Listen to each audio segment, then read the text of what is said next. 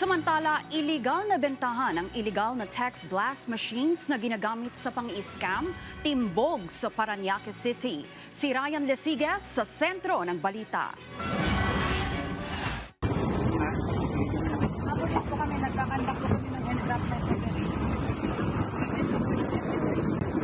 Matapos magkamayan ng seller at ang asset na pulis, agad pinaributan ng mga operatiba ng PNP Anti-Cybercrime Group ang nagbebenta ng iligal na text blast machine.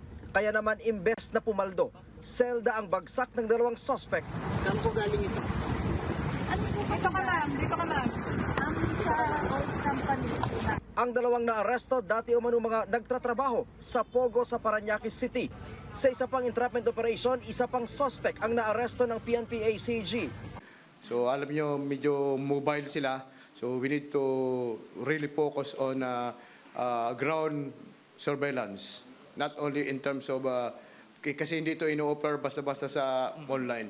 But ito ay product of intensive intelligence activity. So that's why we are in a partnership with the different intel units. Sa magkakasunod na operasyon, aabot sa 5 text blast machine ang nakuha ng mga otoridad na ibebenta umano ito sa halagang 20,000 piso. Ang text blaster machine ay device o system na kayang magpadala ng maramihang SMS o text messages sabay-sabay sa maraming cellphone numbers.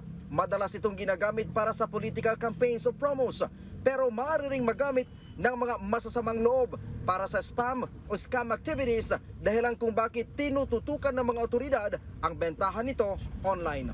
Well, para hindi maging biktima ng spam messaging, wag po kayong magkiklik o sasagot sa mga hindi nyo kakilala na nag-text message sa inyo kasi pwede po kayong maging biktima ng mga iba't ibang klase ng scam. Lalo na kung maibigay nyo ang mga OTP, magbigay kayo ng mga personal na detalye, information ng yung mga sarili. Nasa kustudiya na ng PNP ACG ang mga naarestong suspect.